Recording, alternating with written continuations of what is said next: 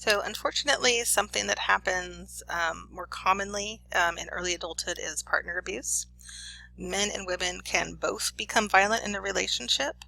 Uh, Same-sex and other sex partnerships both show partner abuse. Lesbian partnerships actually show the highest amount of physical abuse, followed by heterosexuals and then homosexuals at the lowest end. However, women are more likely to get seriously injured when there is partner abuse because men tend to be bigger and stronger and have bigger muscles and are more likely to physically harm and seriously harm a female when they are abused. And men are more likely to be abusive within a relationship. But women can be as well. So we're not going to just say that it's just guys, because it's not. We do see a violence remorse cycle that happens where the abuser hurts, the other partner, and then, oh, I'm so sorry, I love you so much, it'll never happen again, and here's some flowers, and I love you, I love you, I love you, don't leave me, and then everything's fine for a while, and then the cycle, and then I, become abusive again, and then as it continues, the I'm sorries and the non-abuse times get shorter and shorter and shorter, and the abuse becomes more and more frequent. And the abuser blames the abused for what's happening. If you would have just done this, it wouldn't have happened. If you weren't so stupid, if you didn't do this, if you didn't do that, if you were more like this. And abusers tend to have a very, they kind of like have a playbook that they all follow, where they take their partners and they separate them from their families, they separate them from their friends, they make their people that they make their partners become, highly financially tied to them. Usually don't allow them to work, don't allow them to have friends, don't allow them to volunteer. Make it so that they can't survive without their abuser, and that they feel like there's no way out of the situation. They get this learned helplessness. The factors that make it likely to have partner abuse happening: personality and developmental history. If you were abused as a child, you're more likely to be abused and be in an abusive relationship later on in life, unfortunately.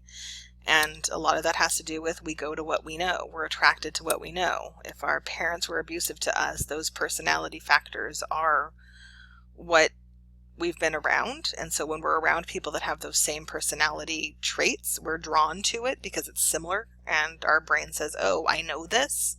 Right? What I know feels safer to us than what we don't know, but unfortunately that draws us towards more abusive people. Like family circumstances, just in general, if your parent, if your like mom or dad was abused, then you're more likely to be an abuser yourself or be abused. And then culturally, there are some cultures that do not frown upon abuse, especially of women, as much as other cultures do. A lot of treatment isn't very effective. If you've watched that show, that mini-series on HBO or Showtime, crap, and now of course I'm not going to remember the name of it, with the women, and they lived in the fancy town, and then the guy... Anyways, sorry, you guys know what I'm talking about if you've seen it. But Nicole Kidman was in an abusive relationship, and they go to therapy, and you can see not really effective because abusers tend to be very manipulative and don't respond well to interventions. The only time it really works is if there's a whole family approach. The abuser has to want to really change. Alcohol treatment, and then also more services for men who are abused, because that is not taken as seriously as it should be. Alright, so having kids. In the United States, fewer people are having kids than ever before. Choosing not to. Millennials are really choosing not to have kids because they're like, dude, I got so much student loan debt, I don't got time for babies. Moms are deciding that, hey, I don't really actually want to be a mom, thanks. I would really like to focus on my career, and that's what makes me happy. There is less social criticism than there used to be in the past, although it is still, difficult to, especially for a woman, to say, I don't want to have kids. People tend to be like, no, but you have to have kids. Kids are great. Don't you love kids? And it's okay to say, no, I don't want to. Sure, I like kids. I just don't want my own. One of my friends is, chose not to have kids. She did not want to have children. The end, period. She just didn't. And she went to her gynecologist. And this was within the last 10 years. and asked him to tie her tubes because she knew she didn't want to have babies, and he would not do it. He said no, because one day you'll change your mind, because all women secretly, no matter what, want to have babies. Now, this was literally within the last 10 years. And between 2010 and 2020, we still see this. We still see places where doctors won't tie their women's tubes without their husbands giving consent beforehand. That's ridiculous, all right? Not everyone wants to have babies, and no one should be made to have a baby if they don't want to. We do see a lot of people just delaying that first kid, not having their babies until they're in their mid-30s, early 40s, because they are getting their career kind of settled in. And we do see people having smaller numbers of babies. Average is 2 or fewer, so I guess 1, 1.5. We used to have really big families, right? But you also needed more kids to help kind of run the farm. And a lot of babies didn't live back in the day before we had antibiotics and other things. So we had lots of kids. Now, because we have, birth control and, tube tying and vasectomies, we don't have to have that many kids. And we know that kids are expensive, and so we're choosing to have less of them. Decision to have kids, because it is advantages and disadvantages. This is like one of my favorite slides because it's so funny, because the disadvantages are like so much bigger than the advantages, and the advantages are kind of sad, like warmth and affection. Yeah, they do that sometimes.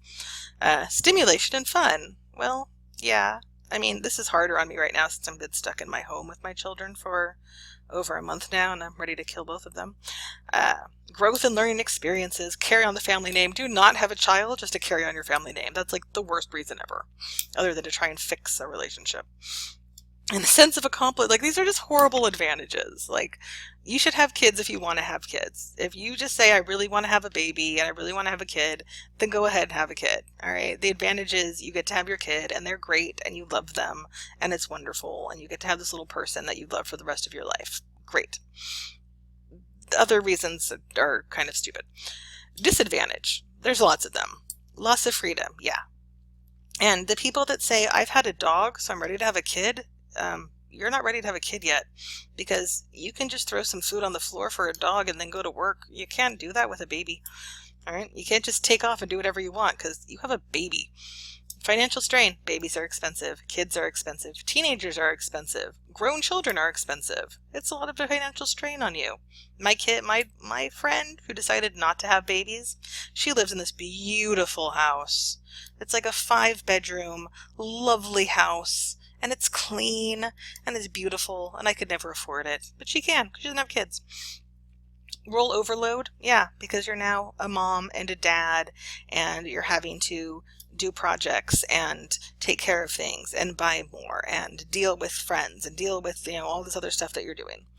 And you're much likely to have your job affected if you're a female and have children, because you are the one who's most likely to stay home, and therefore you are the one who's likely to not be able to be moved forward as quickly in your career. So there is a lot of changes when you become a parent. Roles tend to become more traditional with the first baby, but tend to become less traditional for every baby after that, because mom's kind of done with it at that point, and she's like, no, you're going to change the diapers, and you're going to get up and feed the baby at 3 a.m. Screw you. Marriages can become strained because it is a lot of stress when babies come. And if your marriage wasn't great to begin with, it's going to go downhill. All right. Every marriage suffers to some extent when babies come in and children come in because they're stressful. Let's see. Later parenthood does ease the transition. The later you have the kids, the better you usually are to kind of deal with it, and the more secure your relationship is.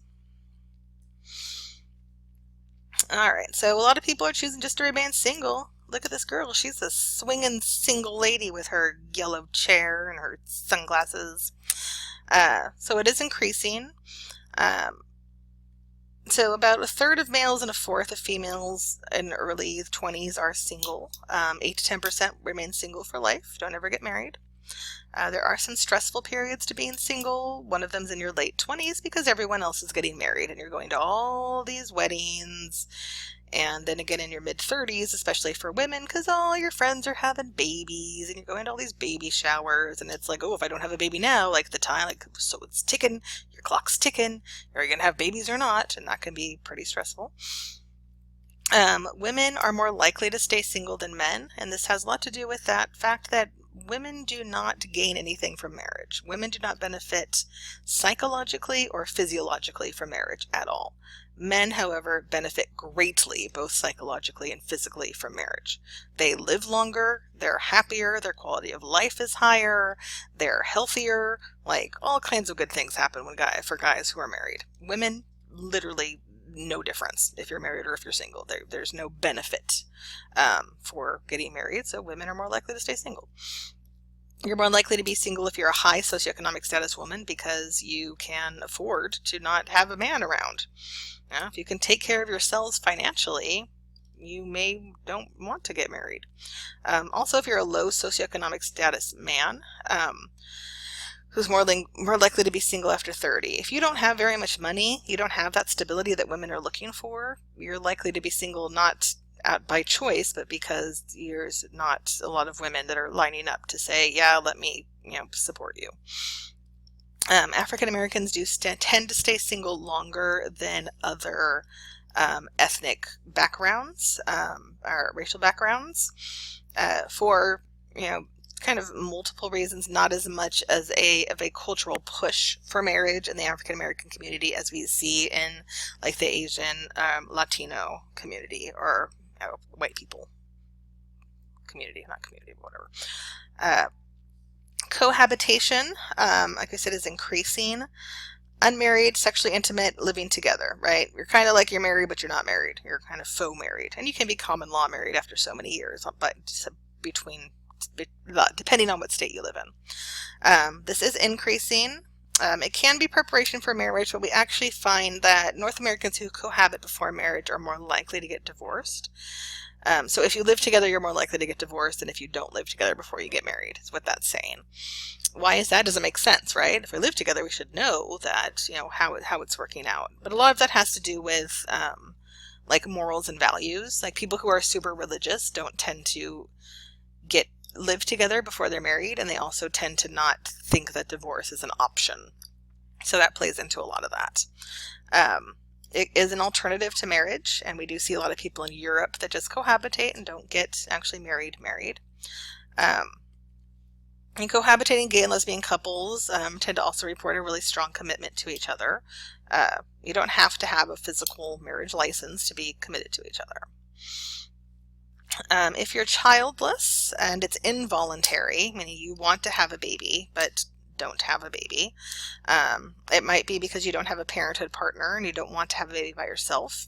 It may be because you're having infertility issues, and you may be dissatisfied for this. If you really want to have a baby and you don't have one, it can make you very sad. It's a hard thing to deal with, and this is why people spend tens of thousands of dollars sometimes to, get a baby.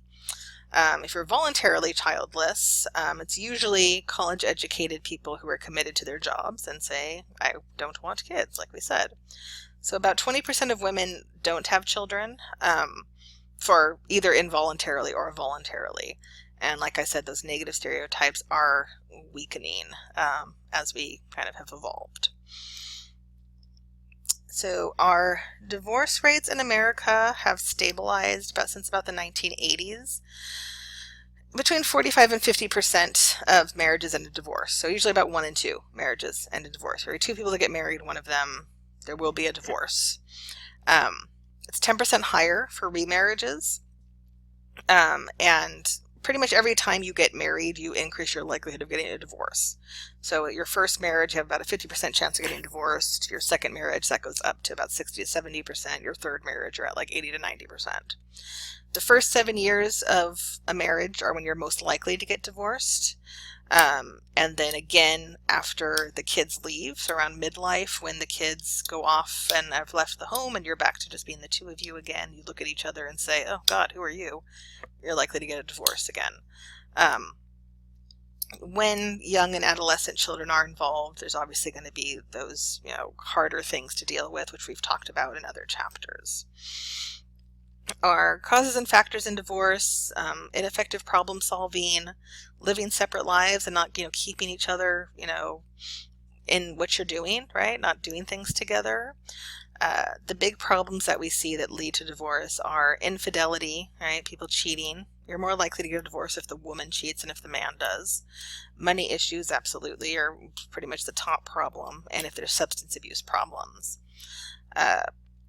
Background factors to lead to divorce: how old you were when you got married, are you religious or not, right? Some religions, very much are against divorce, and so you just don't get one. If you've been divorced before, you're likely to get divorced again. Family background: if both people in a marriage come from an intact family, where both of you come from parents who are still married, your likelihood of divorce is only about 20%. If one of you comes from a family of divorce and one of you comes from an intact home, you have about a 50% chance of divorce. If both of you come from families of divorce, you have about an 80% chance of divorce. So your family background plays a really high stakes in this. Socioeconomic status plays a role in if you can even afford to get divorced. And kind of what are your expectations? Are gender roles, a big deal? Are you not enjoying what's kind of happening in your marriage? It's all going to play a role in if you get divorced or not. Remarriage after divorce: many people will remarry within 4 years of divorce. Men tend to remarry sooner than women, again, because they get the benefit from the remarriage.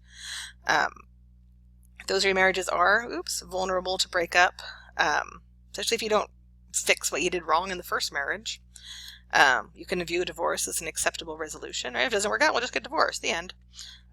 And step-family stress, right? If you have kids and you marry someone who has kids, you've got to deal with having these step-kids around and figuring out how to put this all together. It's not always going to be, happy Brady Bunch style. It takes about 3 to 5 years to blend a new family together. That's a long time. So a lot of people don't make it to that 3 to 5 year mark. Having education about it and having family counseling, so everyone's kind of, staying on the same page and working through it, is very, very helpful when there is a remarriage. Step parenting can be extremely stressful, and you're more likely to become a step parent between 20 and 40. Lots of tension and disagreement. Stepmoms tend to experience the most conflict, right? Because again, there's that whole idea of you're not my mom, but stepmoms are likely to have, kids involved. I mean, stepmoms have married someone who already has kids, and now I have to be parenting these kids even though I'm not their parent, and it's hard. And when you are a step parent, divorce rates are very high because there is a lot more stress. Gay and lesbian parents, no different than regular parents, or no different than heterosexual parents. Exactly the same. Children are similar to peers and cognitive measures. There's literally nothing different between having a gay and lesbian parents or having heterosexual parents or having bisexual parents or trans parents. It doesn't matter. What matters is, do you love your kids and do you take care of your kids? The end. Kids are kids. They're raised by parents who love them. They turn out well. Kids that are raised by parents who are shitty turn out not well. That's all there is to it. There has been nothing has ever been found from a research standpoint that it matters at all, the sexuality of your parents. What matters is, are you good parents or not? All right, so since you stayed with me, and since so few of you are actually watching these lectures, I've decided to gift those of you who have stayed with me with the first 5 answers for the final exam. So the answer to question 1 on your final is interdisciplinary. The answer to question 2 is discontinuous. The answer to question 3 is development is plastic at all ages. The answer to question 4 starts with developing within a complex system. That's really long, but just look for that, developing within a complex system. And the answer number 5 is it is not plagued by dropout or plastic effects. So thanks for watching. If you come back and watch the last 2 videos I'll be posting for the next 2 weeks, I'll give you more of the answers to the final exam, because I appreciate the 6 of you that are actually coming here and doing the right thing and watching these and learning, and you're also going to do better on the final exam anyway. All right, see you next week.